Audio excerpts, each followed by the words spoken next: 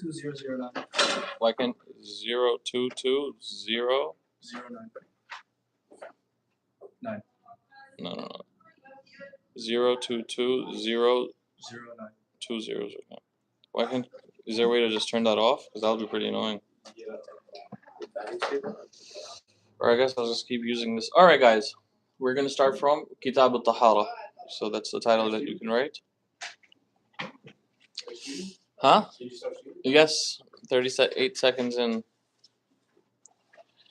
Bidayatul Taharah.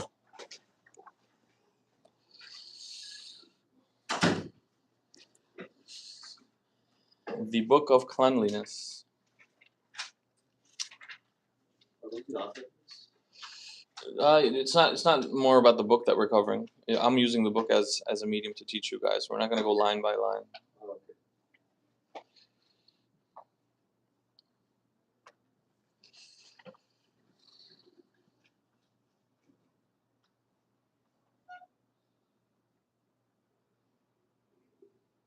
All right, tahara is two types. Tahara from hadath, or you can say tahara hukmi. Hadath means things that break your wudu or break your ghusl. And the second type of tahara is, hey, turn your screen lock off. And the second type of tahara is tahara from khubuth or tahara haqiqi.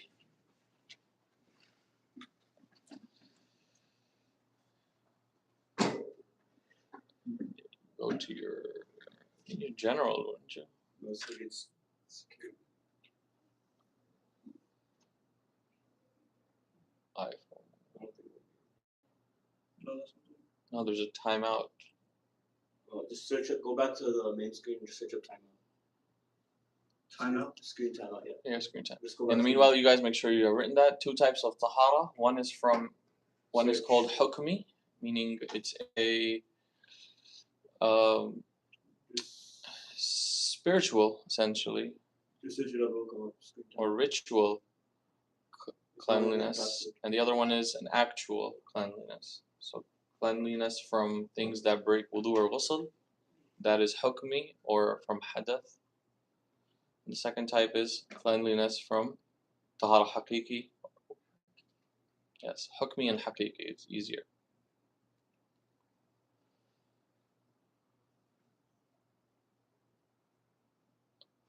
Now, are you going to Face ID and password? You need to go to screen lock or whatever.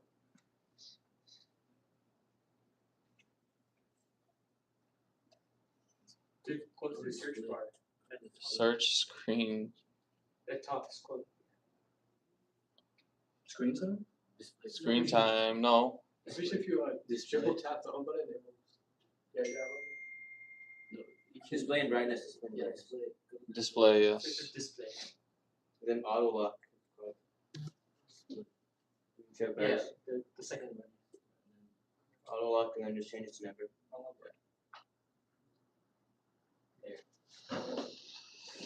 All right. The first type is what we're going to be focusing on right now. Hukmi. Actual. Ritual, spiritual. Meaning it's tahara that the Sharia tells us to obtain. What was the second? The second one is called haqiqi, actual tahara, from like real impurities. Haqiqi. It's like actual cleanliness or physical. Actual physical cleanliness. Okay. All right. The first type of tahara, which is the tahara from hadath or the tahara hukmi, right? The spiritual tahara is three types. It is wudu, it is ghusl, and the substitute for both of them known as tayammum. What was the meaning of haqiqi? Haqiqi means actual cleanliness, meaning you're cleaning something actually impure.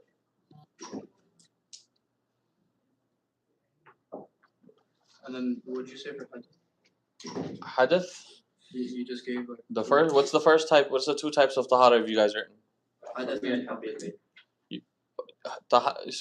If you're gonna write hakiki, then you should write its pairing match, which is called hukmi. So it's either called tahara from hadath is one type, and the second is tahara from khubuth.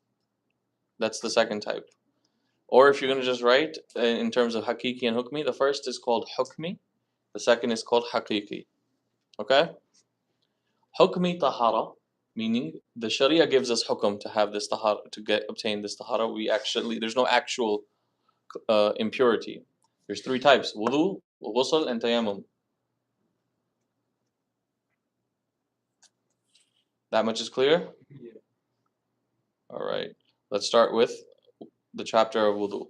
Kitab al-wudu.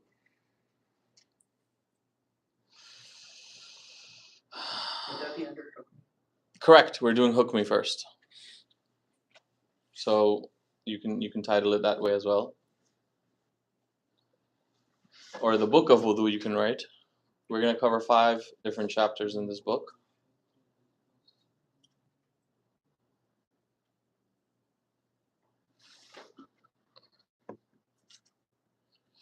Alright, wudu. The first chapter, in the first discussion you can call it, the first discussion 1 in wudu is the evidence for wudu being necessary, on who it's necessary, and when it's necessary. So the evidence that wudu is wajib, upon whom it's wajib, and upon when it's wajib. Okay? So who and when? Why it's wajib, who, and when. The first discussion is, why is wudu wajib? Is there evidence from the Sharia that wudu is necessary? Then the second one, it will be upon whom, and then the different occasions. Write these discussions. So that's the first discussion. The second discussion is, okay, you know what? Let's jump to the first discussion. All right. Wudu is wajib because of the ayat in Surah Al-Ma'idah, ayat 6 in Surah Ma'idah, right? And that is, Ya ayyuhalladhina amanu, O those who believe, إِذَا قُمْتُمْ إِلَى الصَّلَاةِ, when you have intended to stand for salah, فَاغْسِلُوا وُجُوهَكُمْ, wash your face, وَأَيْدِيَكُمْ, and your hands, إِلَى الْمَرَافِقِ, to your elbows, right? And then it's what وَامْسَحُوا بِرُؤُوسِكُمْ وَأَرْجُلَكُمْ وَأَرْجُلَكُمْ إِلَى الْكَعْبَيْنِ. So that is the ayat. How do we know from this verse that wudu is wajib? Why is wudu necessary? Because there's a command, فَاغْسِلُوا, you must wash your face. Okay? So this is all of the Muslims, that's what it says. فَإِنَّهُ اتَّفَقَ الْمُسْلِمُونَ, all of the Muslimun are agreed على أن امتثال هذه الخطاب, that when Allah speaks like this in the Quran, واجب على كل من. This is the wajib kalam. This is how he speaks when he wants to make something necessary.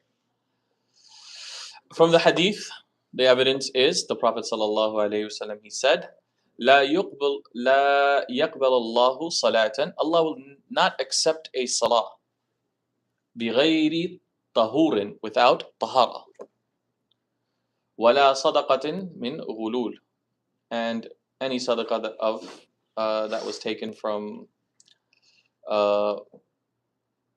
deception, essentially, you know. But forget the sadaqah part. That's not what the hadith that we're taking the evidence from. Allah will not accept the salah without tahara. And we know which tahara this is referring to, right? Hukmi. Good answer. Hukmi and hakiki, both. Actually, the hadith encompasses both. You can have wudu, but if your shirt is filled with urine, salah will not be accepted, right? So both. Just make a note that the hadith encompasses both taharas. And, huh? I said the reason why I was thinking it was hukmi is because it's like based on intention. Correct. Immediately your mind would go to a hukmi. So that's the evidence from Quran. That's the evidence from Sunnah. What's the third source of knowledge? No, So, huh? Scholars. No. Yeah, but what's it called? Huh? Ijma'.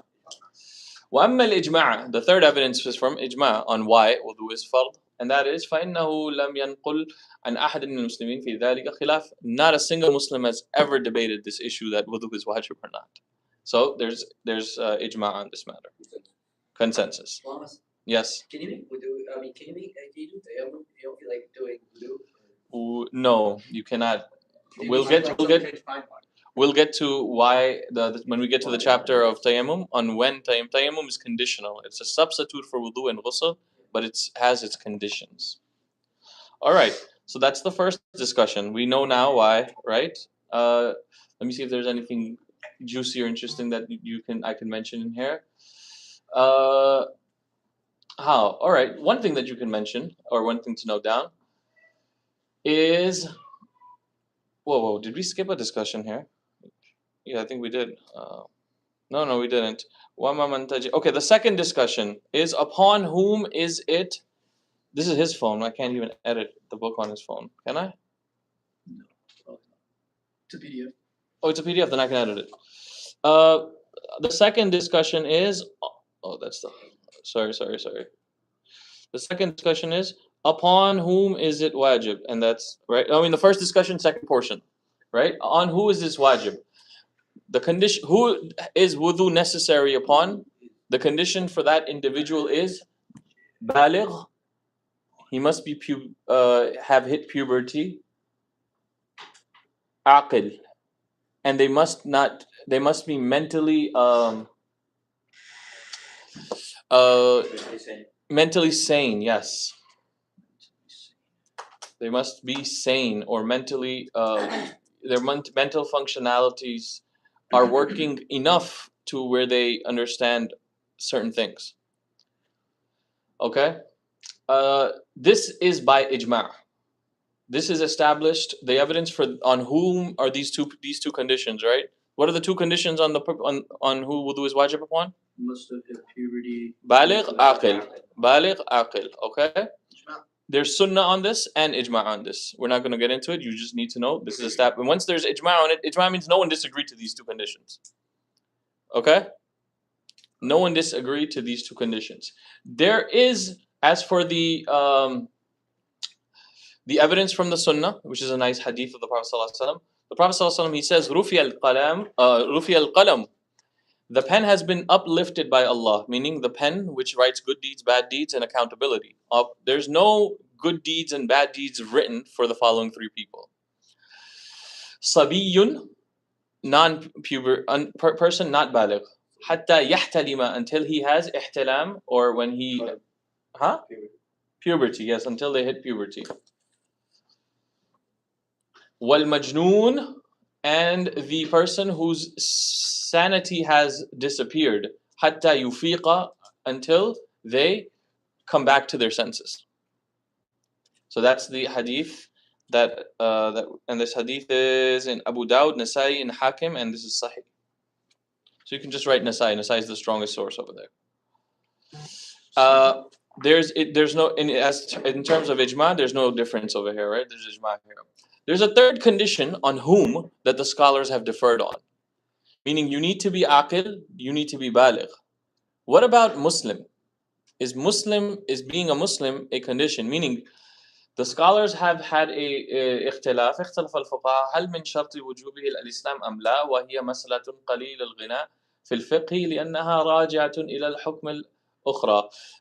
What he's saying is, I'm not going to discuss this. There's not much benefit in discussing this. But essentially what they're trying to say is, the one place where this would manifest itself is if a person is taking shahada, do they need to make wudu or not, right? Stuff like that. But khair, let's go. Now the third one. When is wudu wajib? So we'll get the first discussion done. When is wudu wajib? Number one, meaning right now, is wudu wajib upon any of us? No.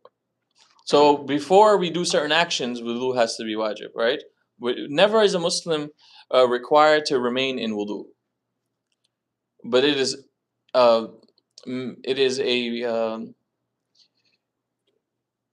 is mentioned by scholars, and I believe there's hadith on it as well, that virtues of remaining in wudu, right? There, so it's a virtuous act. So number one, obviously, the wujub is like, imagine like a cloud on us, and the ruling comes down. So when the salah time kicks in, the salah becomes wajib on us. Hence, the wudu ruling comes down as well. So when the salah time enters, that's the first time. That's the first when it's wajib.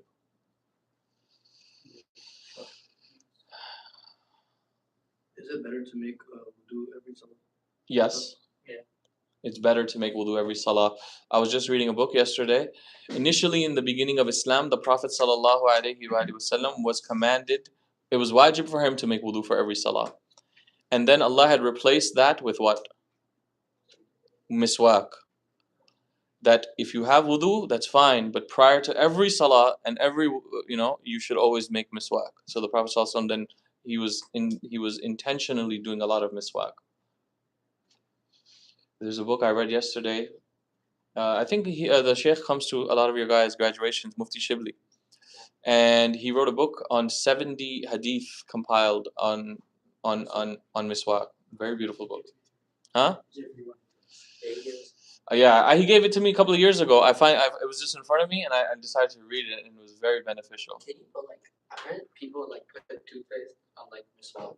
You can if you want to. You can do you still get the virtues of it? Of course, inshallah, yes. But the objective is, it's not, miswak is an act not only done before salah. When his wives were asked, sallallahu alaihi wasallam, what was the first thing the Prophet did when he came to the house? She said miswak. So what was the last thing he did before he left the house? Miswak. When was the first thing he did when he woke up? Miswak. Right? What is the last thing he did before he went to sleep? Miswak. Most people don't know this. What is the last sunnah the Prophet sallallahu alaihi wasallam did before he passed away? Was miswak. The Prophet sallallahu alaihi wasallam was very emphatic on always doing miswak. Actually, the last action he did was say the kalima, but he was having a difficult time breathing and moving his lips, and then he saw miswak and he indicated towards it. He was having even a hard time speaking. Once he was able to do miswak, he said the shahada. So the scholars, they write, one of the major benefit of always doing miswak is Allah will give you kalima shahada before you pass away. So always have your miswak. All right. The second time is when wudu is wajib is when you're about to do any action for which wudu is conditional, like tawaf, touching the Quran. These are the two. And salah, yeah, wudu is shart, right? Anything that requires wudu for, then that's when wudu becomes wajib. Meaning the moment I'm about to touch the Quran, right before I touch it, it's like the Taharah hukum comes on me of wajib.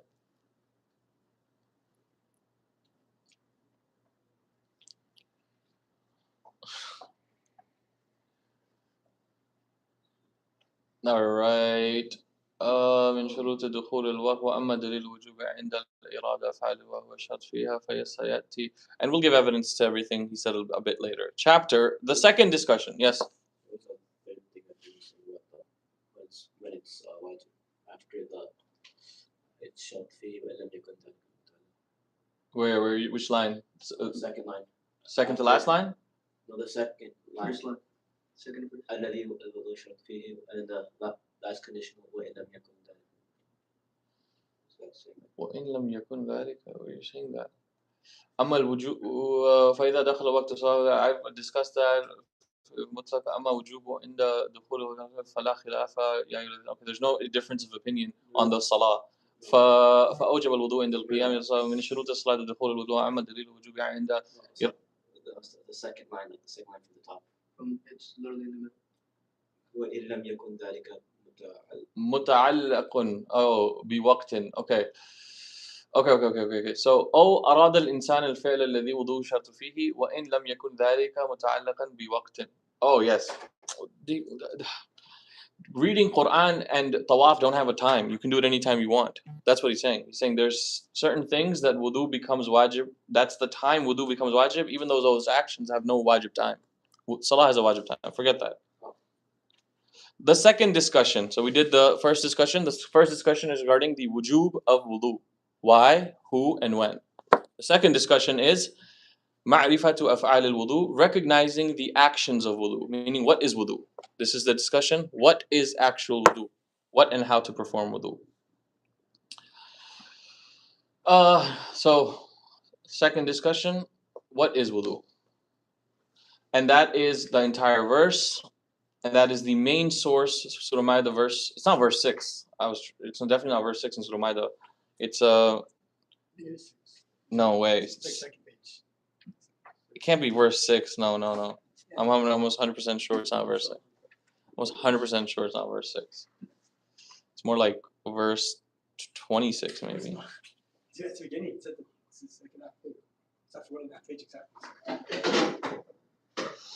All right, while you guys take a look at that, but yes, it is 6. That's no way, man. Surah Ma'idah got some long verses.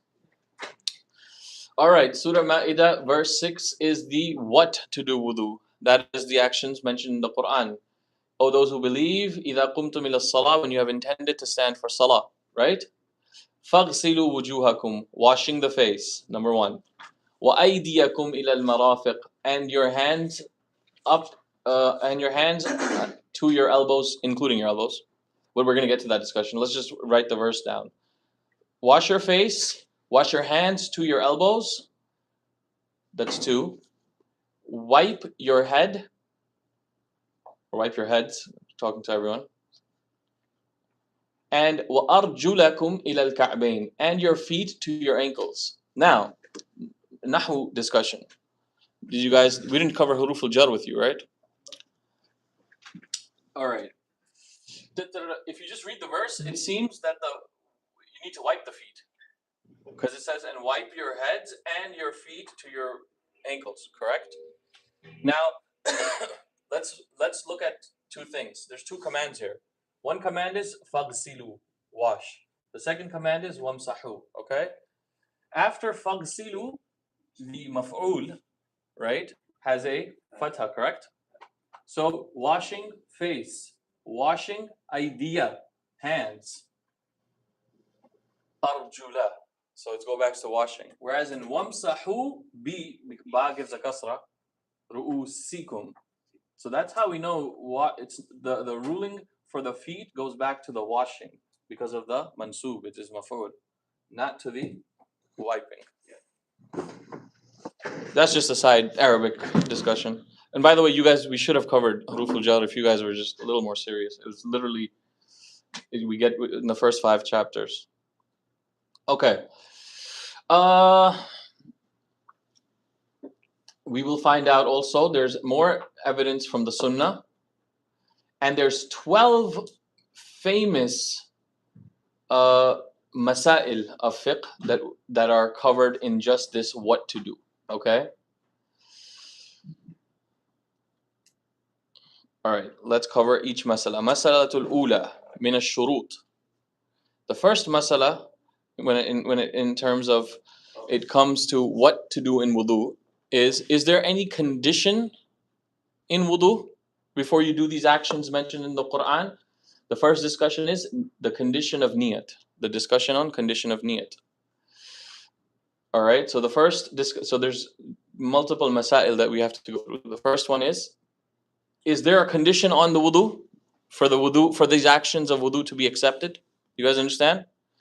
The discussion that we're doing right now is what is wudu, and we've mentioned it is these 4 actions. Now, the first discussion that the scholars went into is for these 4 actions to count as wudu, is there a condition? Right? And the first topic that is niyat. Scholars have differentiated or have disagreed that if there is even if there is a condition for wudu to be valid or not. Right? And the scholars, and or you can say the majority of them, have agreed that niyat is shart for all the ibadat. Right? All of the ibadat the shart is niyat, as the verse says, وَمَا أُمِرُوا إِلَّا لِيَعْبُدُوا اللَّهَ مُخْلِصِينَ لَهُ الدِّينَ. We have been not commanded by Allah except to worship Him with ikhlas in his deen. Ikhlas cannot be generated except with niyyah. That's the evidence. Alright? However, the Hanafi fiqh does not agree to this, that the actions in its entirety, meaning the actions of wudu will still be valid if performed properly, but the reward of wudu and the promises of and the virtues and fada'il of wudu will not be granted to the person because they did not have intention. And to gain the rewards from Allah subhanahu wa ta'ala, you have to be sincere in intention. If a person gave sadaqah, but he did it for showing off, would he get a reward for it? No. So the rewards are for this particular thing, you know what it is referring to. And what the Hanafis actually discuss here, which is very interesting, is look at the verse. وَمَا أُمِرُوا إِلَّا لِيَعْبُدُوا. We have not been commanded except to do ibadah with ikhlas. The Hanafis raise a discussion, is wudu an ibadah by itself, or is it an ibadah because of something else? And we already discussed wudu becomes wajib because of something else. So it is not an independent ibadah, and the verse is referring to only independent ibadats. You will need, for those independent ibadats to be valid, you need niyyah, like salah, like fasting, like hajj. But when an ibadah is not an independent ibadah, but it's a dependent ibadah, it's just a condition for a different ibadah, for that ibadah you do not need wudu, you do not need intention for its validity, you need intention for its rewards. Hopefully that made sense. Alright. See, that's the thing. What is the sababu ikhtilaf? Why have the scholars just, you see the second line? Sababu ikhtilaf, I'll bring it to the top. What is the reason for the difference in this? And the reason is تردد الوضوء بين أن يكون عبادة محضة أعني من غير معقولة المعنى وإنما يقصد بها القربة فقط كالصلاة وغيرها وبين أن يكون عبادة معقولة المعنى كغسل. Okay, basically what I said in terms of fancy words. The reason for difference is wudu is bouncing between, is it ibadah by itself or is it ibadah because of something else? If a person made wudu before every salah, every day, but never prayed salah, will he be rewarded for his wudu? Meaning he had intention to pray. Bozo? You get the reward for the wudu, not prayer. That's the question. Are you going to be rewarded in the court of Allah for making wudu 5 times a day when the adhan rings, but never pray salah? You will not. No, you will not. It's just like, is your wudu invalid? No, the validity of wudu is not dependent on intention. That's what the stronger opinion is. That's what right. I will bring the 4 madhab, but I will teach from the Hanafi perspective. You are probably not Hanafi, right? And you need wudu. We should all make intention for wudu, right? Intention doesn't have to be some fancy thing. Intention is literally you knowing what you're doing. Yes, you can add to that intention by adding the whys, like the virtues related to wudu, like, oh Allah, give me this and give me this and give me this, and that's when you get those rewards. That's why most people don't know. If you are making any action that has a lot of reward, like sadaqah has so many rewards, miswak has so many rewards, but you are not aware of those rewards, right? Whatever you are aware of, that is the only thing you will get from Allah, unless Allah's mercy is on you. That's why knowledge is so important. You have to have knowledge. You seek and strive for knowledge so you can get more rewards from Allah Tabaraka wa Ta'ala. Otherwise, what's the point of هل يستوي الذين يعلمون والذين لا يعلمون? Allah says, are those who know equal to those who don't know? If someone is going to get all the rewards for an action, even though they don't know it, and the person is knowing them and intending them intentionally, are those two equal? No. The only thing that why do people do miswak? It's sunnah. You'll get that reward that you are trying to follow a practice of the Prophet. But then I'm doing this for the sunnah. I am doing this for making it makes your brain sharper. I'm doing it for that. I'm doing it so I get the shahada at the end of my life, right? I'm doing this because the Prophet ﷺ loved doing this, right? So there's like so many different things that you can attach to this. There's digestion, like Ali ibn Abi Talib alayhi salam, he said that if sunnah Miswak will help with digestion. So, Ya Allah, cure me for my stomach ache. I'm doing miswak for that. All right. So, for your sake, Joe, let's see. And I've explained that. فإنهم لا يختلفون أن العبادة محضة مفترقة إلى النية. No one has a difference of opinion that pure ibadah requires niyyah or not, right? But the difference is in the other type of ibadah, which is the dependent ibadah. والعبادة مفهومة المعنى غير مفترقة إلى النية والوضوء فيه شبه من العبادتين ولذلك وقع الخلاف وذلك أن يجمع عبادة والنظافة, right? والفقه أن ينظر به. So he's just explaining why there's a difference in there. The second mas'ala that comes in this what is wudu discussion is the mas'ala of min al-ahkam. So is there a ruling prior to the ruling of before you make this? Meaning, is there another command that Allah has commanded us before we do wudu? And there's a difference of opinion that is a person obliged to wash their hands prior to making wudu. Now you probably don't, that doesn't make sense to many of you guys. Why? Because you open the faucet or you open the tap and the water comes. But wudu is in a bucket. You understand? If my hands are filthy and I put my hands in that bucket, now is that bucket water clean? Right? That's the discussion. That is there a condition or is there a ruling prior to wudu that, hey, before you make wudu, before the wudu is valid, you have to do one extra action. So, and this could come under conditions as well. He's just kind of made it fancy. So do you have to wash your hands prior to putting them into a vessel where the wudu water sits? That's the discussion. The scholars have differed on this. One group of scholars have went towards the opinion that it is a sunnah of wudu to wash your hands as long as you know your hands are clean. Meaning as long as there's no doubt. I don't have a doubt there's any impurity on it, then there's no condition. Then you don't have to wash your hands prior to making wudu. Hence, it's just a sunnah of wudu.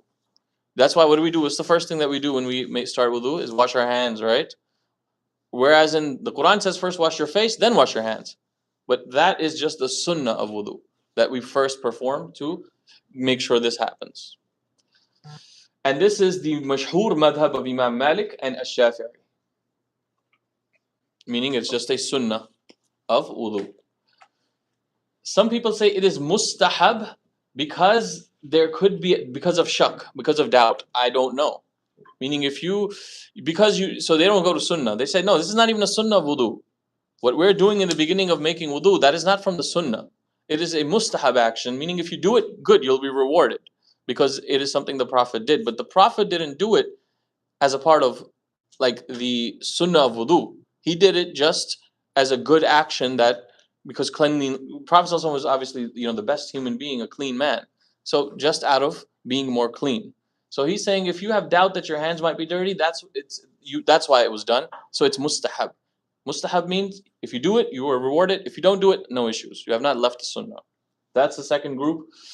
This is also narrated from the camp of Imam Malik as well. So the Malikis have these two opinions.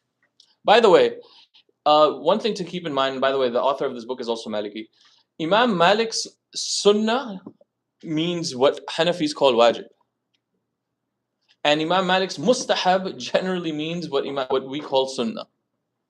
So if you understand it from that perspective, Imam Shafi'i says it's just a sunnah. Imam Malik says it is a necessary thing to do before wudu.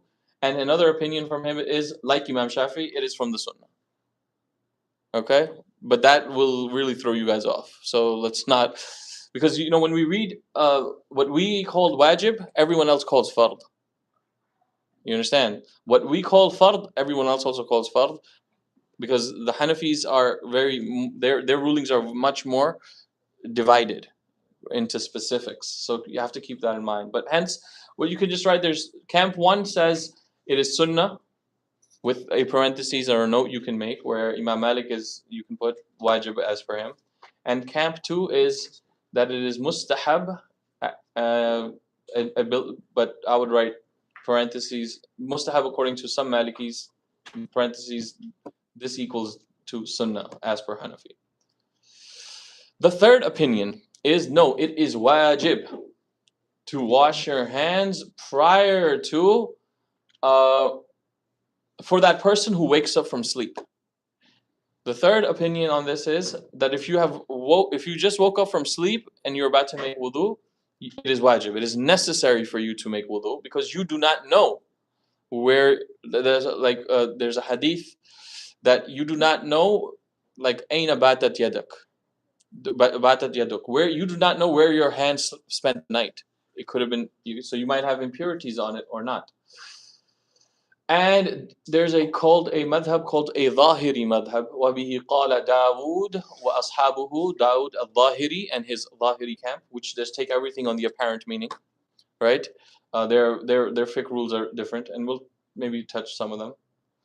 And they take this. So the Hanafis, by the way, they also agree that it is sunnah, and that is the mashhur, right? وَهُوَ مَشْهُور. This is the first one. Malikis, Shafi'is, Hanafis, and Hanbalis. The four madhabs are on the first rule.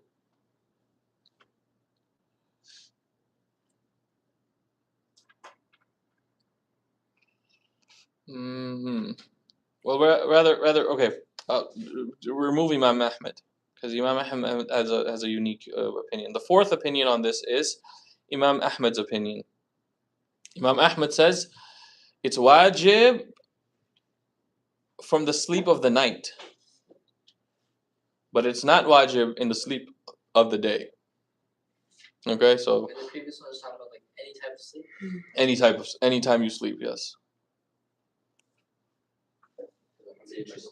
Right, that's interesting. So what it says is فَتَحْصَلُ what we hassle from this, what we achieve from this is فِي ذَلِكَ أَرْبَعَةُ أَقْوَالٍ. There's four statements on this. Number one, sunnah bi-itlaq. It's always sunnah. Day, night, sleep, no sleep. And that is the Hanafi, Shafi'i, and Maliki opinion. The second is istihbab lish-shak. The person who has doubt, it's mustahab for that person. Third opinion is it is wajib on the person who wakes up from sleep. And the fourth opinion is if the sleep was at night, wajib. If it was a day's sleep, then sunnah. Or any other time besides that one, sunnah. And that's Imam Ahmed. No one logically we understand what the reason for difference is, right? But what is their reason for difference in establishing this ruling is one hadith of Abu Hurairah. And Abu Hurairah radiallahu anhu, he reports from the Prophet sallallahu alayhi wa sallam, إذا استيقظ أحدكم من نومه فليغسل يده قبل أن يدخلها الإناء فإن أحدكم لا يدري أين باتت يده. Right, and that hadith is, and the second, وفي بعض الروايات فليغسلها ثلاثا, and some narrations say wash it 3 times. And this hadith is reported in Bukhari and Muslim. All right, so that's the reason that this hadith becomes the reason of the whole dispute. Now, what's the in this hadith? Which word is causing the dispute? What do you guys think?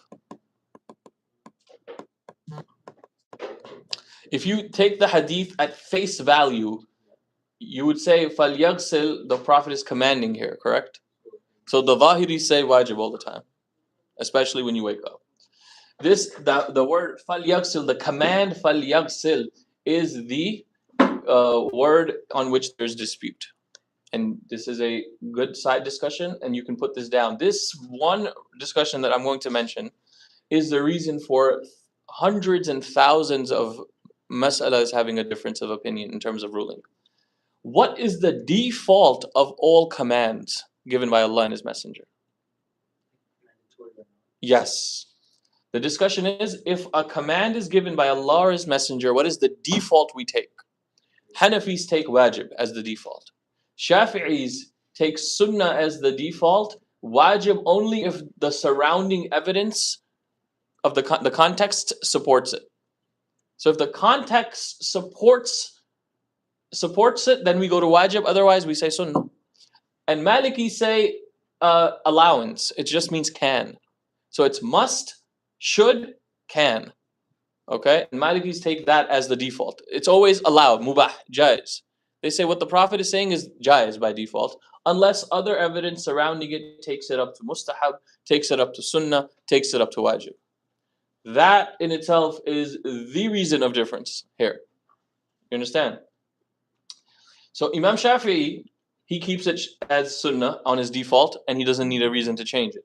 Hanafis degraded from wajib to sunnah because of the condition فَإِنَّ أَحَدَكُمْ لَا يَدْرِي أَيْنَ بَاتَتْ يَدَهُ. Yani the Prophet and قبل أن يدخل so the Prophet is saying you must wash your hands, but we're going to say you should wash your hands because now he's referring to before you entered into the vessel. Hence, he's saying you don't want to spoil the vessel because you do not know if where your hand has spent the night, right? So the Hanafis bring it down from wajib to sunnah, especially because of that second narration. فَلْيَغْسِلْهَا ثَلَاثًا. Nothing is wajib 3 times. You know what I'm saying? So thalathan usually is a pattern in which the Prophet ﷺ is emphasizing and talking about a sunnah. And if it was always wajib for wudu, like the Prophet first mentions when you wake up from your sleep. So the Hanafis can make the argument, or the argument can be made, yes, even in the Hanafi fiqh, if you know, like you don't know where your hand spent the night, but when you wake up you find impurity around you, then it is wajib. But if you woke up and you don't find any impurity around you or on you, right, then it remains defaulted. If it was a condition prior to every wudu, this whole hadith's context, wouldn't be there. So hence, it's not a condition for every wudu to make sure you wash it before. That's why it comes from wajib to sunnah according to Hanafis. In this one scenario, if there is actual impurity, then everyone agrees. If there's actual impurity, you wash. All right. I don't think we need to go into much more than that for this one. And then they give reasons why one person says wajib, why one person says this, why one person says that. But we don't. The ruling that we're going to move on from here is that it is sunnah. And here's the reason, the apparent closing argument for the majority, which is Hanbali, Shafi'i, Maliki. So the Hanbalis actually are good on this, but all 4 madhabs say it's sunnah. Hanbalis only say if you wake up from the sleep of the night, then it's wajib. And all of the other 3 madhabs add, no, not only when you wake up from the sleep of the night, but there's effects of impurity around you. Then you don't know where your hand was then. What is apparent is from this hadith that it is not what the Prophet was not intending the ruling of washing your hand for wudu. That is not the objective of the hadith. The objective in the hadith is إِنَّمَا قَصَدَ بِهِ حُكْمُ الْمَاءِ. He is intending to explain to us, the intention of the hadith is make sure you don't spoil the water, right? Wash your hand before you enter into the water. You don't know where your hand spent the night. What's the discussion all around? Don't spoil your wudu water. So that is another contextual evidence, or the whole hadith actually, on why it goes down to wajib. The third mas'ala. Yes. Can you just jump in a pool and then does your wudu count? What do you got from what we discussed so far? What do you think? Why would it not count? And why would it count? You might be dirty. Yeah. If you might be dirty. Okay, that's a good. Okay, let's say you're not dirty. We'll get to the if you're dirty part later. If you're not dirty, then it's like a pool's dirty. But let's say there's no actual impurity. There's no actual haqiqi impurity. Then what is the concern? The only question would be then niyat, right? Did you jump into the pool with the niyat of wudu or not the niyat of wudu? Hanafis do not require for the validity of the wudu to have niyat. As long as those body parts are washed, you have wudu. So as for Hanafis, you will have wudu, will you not have a reward of wudu? And for everyone else, you will not have wudu until while in that water you make the intention. And as the next discussion goes, are those 4 things the only things that you have to do in wudu for wudu to be valid? Hanafi say yes. Those 4 things mentioned in the Quran are the only things. Others have differentiated they have added, like Imam Shafi has added 7 things. Imam Malik likewise 6 to 7 things. Not meaning a total of 6 to 7. Those 4 plus 2, those 4 plus 3. So is madmada and istinshaq, gargling and the nose, is that from the fard of wudu, yes or no? We know it's from the fard of ghusl for Hanafis, but not for anyone else. But is it from the fard of wudu, yes or no? 3 statements on this. They are sunnah, and that is the majority. This is the qawl of Malik, Shafi, Abi Hanifa, as it mentions. Right? These are just sunnah. The second statement, these both are fard. And this is from the Jama'at min Ashab Dawood. So which camp says this? The Zahiris. It says Maliki, Shafi'i, Hanafi, Hanbali, Zahiri. So the second one is both are fard. The second one is fard, Zahiris. The third one is the nose is fard, the gargling is sunnah. And this is a minority opinion amongst the Zahiris. Since the 4 madhabs have agreed, we can move on from this one. I don't think we need to delve much into this. Nose is fard and gargling is Gargling is not, yes. The camp amongst them does say this. By the way, the objective of teaching this in this manner is to help us build a tolerance. We are not the only one. Like there's this. These are not fools. You can see why and how they have. They're not making. They're saying what they're saying from Quran and Sunnah. Yes, they have a different interpretation or explanation or understanding, but this is to help understand and build unity. Just because I'm different from you doesn't mean that I harbor hate. Right? This sectarianism is what we need to escape. Yes. What if you're like in a war zone where it's like full of impurities everywhere? Yes. What about it? What would you do in that situation for making wudu? That would be more harder. There's impurities everywhere. Meaning the water is not clean? Yeah. Then if there is no water clean, then you would have to resort to tayammum. If there's no available water for wudu, right? Availability of wudu water is when it's cut off, then you can go to wudu tayammum. Now availability being cut off can be for many reasons. So your sickness could be availability is cut off. Okay? So then we'll get to tayammum when we get to tayammum. Would you take like take a shower and you Yes, you do. But yes, you do. Because I will answer as per the Hanafi perspective. If you take the shower with the intention of wudu, you have wudu. According to Imam Shafi'i, there's other things that are fard in wudu. Hopefully he goes through it, but we'll end on this last masala, and you remember that we stopped on the 4th masala. Okay, Imam Shafi'i says these 4 things are fard in wudu. The 5th thing fard is intention. The 6th thing fard is doing it in this order exactly.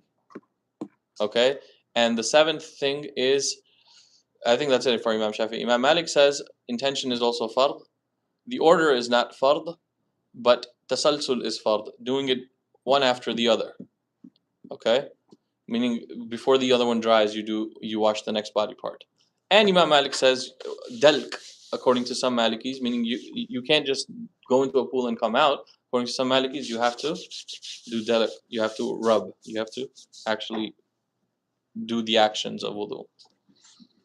The last masala before we wrap it up is masala al-rabi'a min tahdid al-mahal. These things that Allah has mentioned in the Quran, your face, your arms, your feet, and your head. What amounts of those need to be, right? What amounts of that needs to be washed? So the number one discussion is, okay, we can have a difference of opinion on a lot of these other things, but does the face have a different? Everyone knows what a face is, right? No, there's one point of difference in the face, and that's this area, the area between the ear and where the beard starts. No matter how big your beard is, there will be this white area over here. This is what it's called in the books. This clean area over here behind the ear, it's hidden. Is it a part of the face or not? So that's the first discussion. The face, washing of the face. Everyone agrees washing of the face is fard, right? Allah says in the Quran. But there's three different discussions or points in here that uh, three different things on the face that scholars differ on. Number one is this white area. البياض الذي بين المذار والأذن. This white area between your temples and your ear, right? Or your right here. This is your temple, this from here. The second is the beard that hangs. Does that beard that hangs, it hangs from your face. So do you need to wash the entirety of that? And the third masala is, what about doing khilal of the beard? What if it's a thick, very thick beard, not a hanging beard, a very thick beard? You need to go dig in and get to the face, because Allah says wash the face. You understand? So these are the three discussions. So the first discussion is this. I don't know what area you call this, but the area between the ears and the temple. Yeah. No, right in front of the earlobes. No, it's not the ears. I'm discussing this area. This blank area, right? We'll mention this one. We'll talk beards next week. Imam Malik's mashhur in his madhab, meaning what his dominant opinion is this is not face. This is not a face. This is not part of the face. This is not what defines face. So he says this does not need to be washed. But what Imam Malik's more appropriate camps is, for a person who has a beard, this you don't need to wash that. And for a person who doesn't grow hair, meaning you don't grow hair between hair and hair. I think, let me see your face. Yeah, like him. So for him, Imam Malik says no, he has to wash it. Well, Imam Malik says people don't have a beard wash. If you don't have a beard, if you don't grow hair, the word he used is what is it? Amrud or Amrud. Amrud is a person who can't grow a beard or doesn't grow facial hair. So you have facial hair there, so that would not be necessary. Okay? Is it? You want to like clean shave and stuff? No, brother, you're not. Question: what are the 10 sunnahs that were the sunnahs in the madhab of every prophet? One of them is having a beard. All right. وقال أبو حنيفة والشافعي من الوجه. This is the face, so it needs to be washed. So Imam Shafi'i, Imam Abu Hanifa's madhab is that this must be washed. Okay.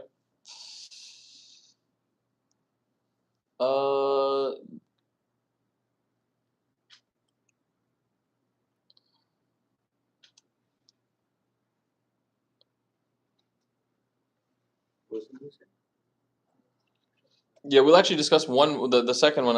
They say it's part of the face, so it must be washed. It's part of the face.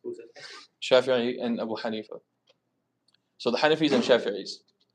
We'll talk the beard also, the beard that hangs, because the next two, the explanation to both of these is the same, and we'll discuss the expression next week. As for the beard that hangs, right, the hanging beard, Imam Malik says you must go dig in. You must go dig in and make sure the water reaches the skin.